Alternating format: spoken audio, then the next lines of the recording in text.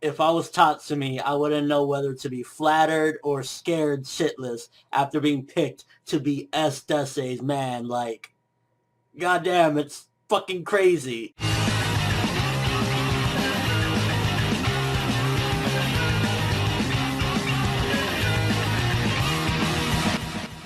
So the episode kicks off with Night Raid mourning Bulot's death and the last message he left behind for Tatsumi. Pretty heartwarming, to be honest with you, with him basically saying, you're a strong person and one day you could even surpass me. So definitely foreshadowing that at some given point, Tatsumi is going to be on some whole different beastly level than he's ever been before, because, I mean, at the end of the day, Bulot was a smart person. And once again, R.I.P. Bulot, like, just seeing everyone mourning him and just kind of standing around talking a little more about him is like, goddamn, such an impact, such a short amount of time. And then bam, Esdeath already on the prowl for a new team. And it's kind of weird the way she talks, and it kind of shows her personality, that she's just one fucking strange individual. I mean, you could already assume that she's a nut job because she kills so many people and she's actually like taking pleasure in doing so. But then when she's talking about her team, she's like, you guys were weak.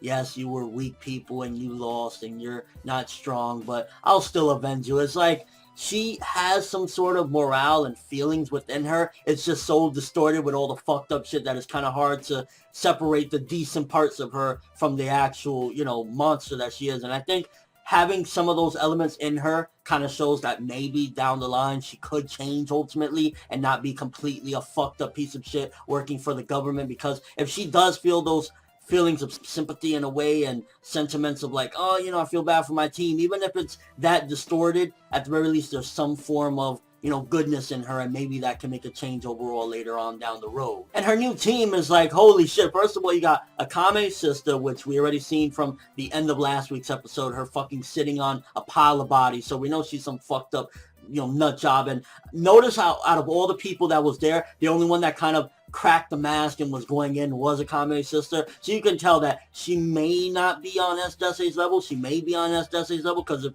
there was no mask, wouldn't she have, you know, sliced her face off? That makes you wonder right there as well. I mean, I still say that Esdeath is probably a bit higher. I mean, the way people fucking revere her is like, you know, she's just on some whole other godly level. But you got Akame's sister in there. Then you got this new wave guy, which he seems to be the most normal out of all of them, but there gotta be something fucked up about him, just like everyone else. He can't be just the only decent person. He's kind of like the Tatsumi of that task force. So I'm like, what is it? Why would they pick him to be a part of this fucked up group of people? Then you got the weirdo with the mask that is like, he's like, oh no, I'm just a shy person, but I'm not a good person. I'm like, what the fuck's wrong with you, bro? Then you also have the dude, the gay dude that's like checking Wave out, is like, I'm sure there's something way more to him than meets the eye. And you also have the blonde dude. So a really weird mix-up of people. And I think there was one other chick there as well. Really weird mix-up of people. But ultimately, her task force looks sick. And then when they all had the black uniforms, kind of reminded me of like the Phantom Troop. I'm sure that there's some inspiration from Akame Got Killed or from Hunter x Hunter that the Akame Got Killed rider takes, because that looked identical, or not identical, but it really gave me a reminder of the Phantom Troop. And then prior to this, we also had what felt like the Royal Guards or whatever from Hunter x Hunter. So I like it. I mean, at the end of the day, some of these characters are pretty fucking badass. And I did not expect for Esdeath to fall in love this soon. I'm a little bit disappointed that it kind of feels cliche, almost like we're in some fucking harem anime where the main character, he doesn't really got to do much, but, you know, bitches fall in love with him. Thankfully, this is seemingly the only one, although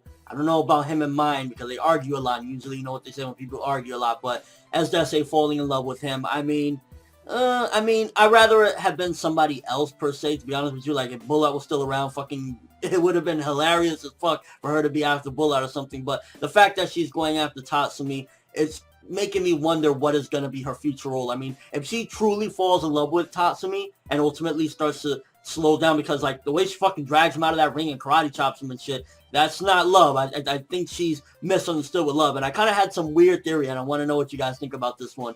What if the reason why she wants to fall in love is she's so fucked up that she wants the pleasure of killing somebody that she loves?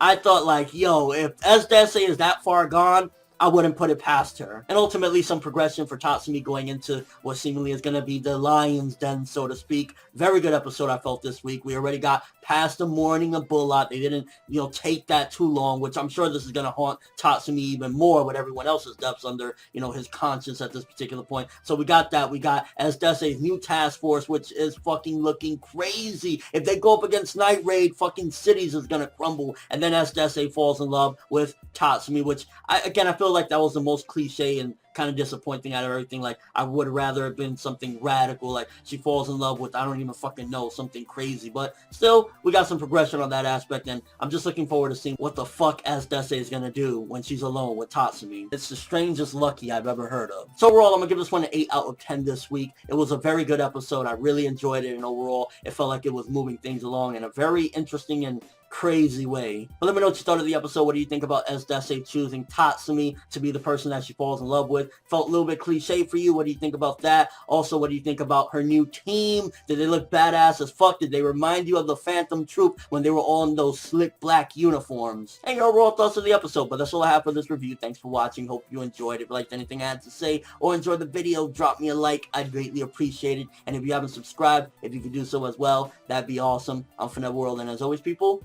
have an awesome day. If I was Tatsumi, I wouldn't know whether to be flattered or scared shitless after being picked to be Esdeath's man. Like, goddamn, it's fucking crazy.